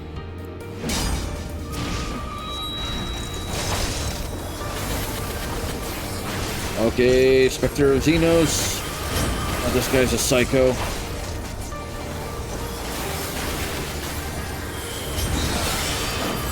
Alright, we succeeded. Yay!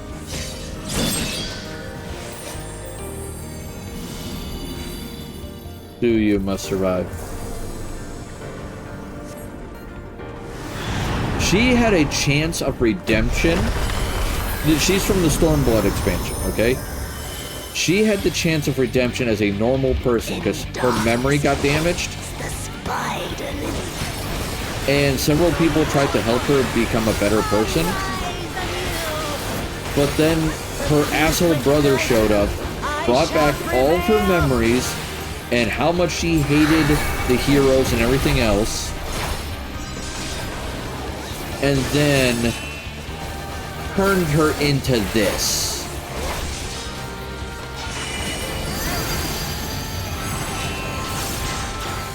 Yeah.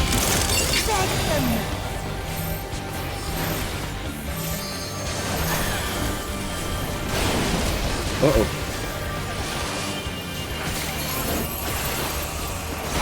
Get rid of it. Thank you.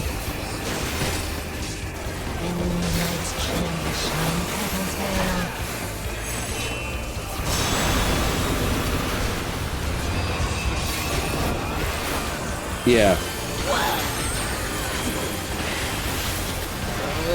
It's gonna hurt. Alright.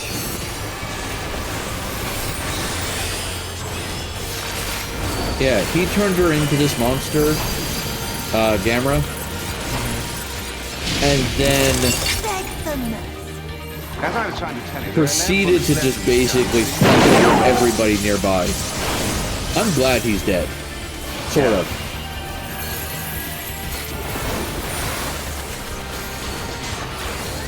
Seems like a relief.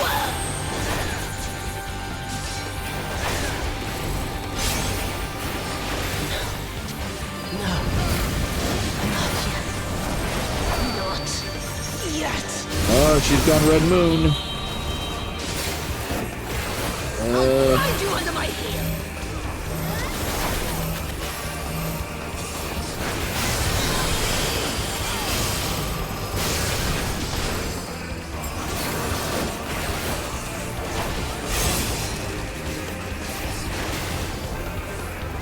Oh boy. Do I have to target someone else? Is that what I have to do with that? Yep. It's like, how does that ability work? Why can't I ever use it? I'll grind you under my heel.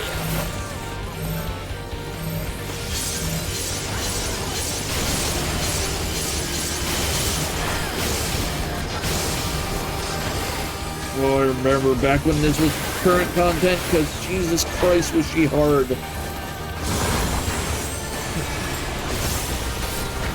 Hoi!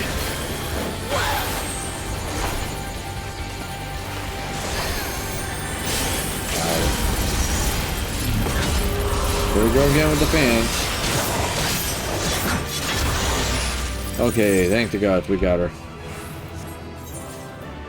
I will also point out, though, if you're looking for other games to potentially play, Vampire Survivors is cheap, but Hollow Cure is free. So, dude is painting over her corpse, dude. The fuck is wrong with you?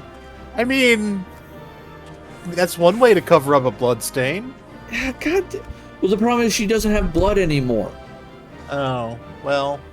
Because the reason why she got turned into a monster, her brother turned her into an eidolon. Uh-huh. Alright? Or an icon, or whatever they refer to it as in this game. She got turned into a primal. And she is the primal of moonlight and vengeance. Uh-huh. And it was just like, oh, Christ. So when you kill her, her body disintegrates. Right. Until she's able to be resummoned. Yeah, that's a thing. It's just like, oh, well, shit. Danny, go to bed. Now. Danny, you should be in bed. I love you. I love you too. Go to bed. Alright, let's see who's on, because it's about that time to raid. Good God, everybody is playing Pal World. It's taken the world by storm.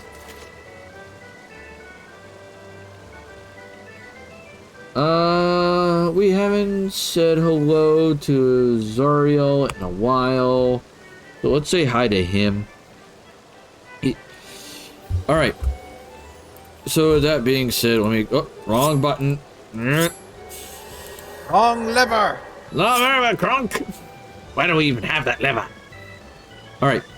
So we're gonna raid Zariel. So, if you're one of my many followers, please use the following raid message. If you're one of my subscribers, please use the following message. Please join me tomorrow for Dragon Age 2, I believe is what's going on tomorrow. Let me double check, so I don't tell you the wrong thing. Yep, Dragon Age 2. We're going to be continuing our adventures in Dragon Age 2 tomorrow for Wildcard Wednesday. Remember, for 5,000 critical rolls, you can decide what I play on Wildcard Wednesday. Alright? Within reason. Like, it has to be a game I own. Alright? So if I don't own it, I will refund your points. Alright? And it has to be a game that will not get me banned from Twitch / YouTube. Alright? Yeah. Those are the big things. My wife does have veto rights, as does Gamera, to make sure that I don't play any games that could be problematic for me. Because they both know my mental condition. Alright? So there is that. They understand my limits, for the most part. So they both have veto rights.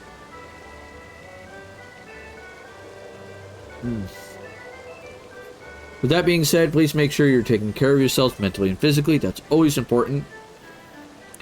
And I know you come to my wonderful, witty, resplendent tavern for the witty banter, but you stay for my fuck-ups. Alright? One last fireball from AP, of course. One last fireball for the road. Last fireball for the road. Until then, I hope to see you all tomorrow. Take care. Toodles. Toodles.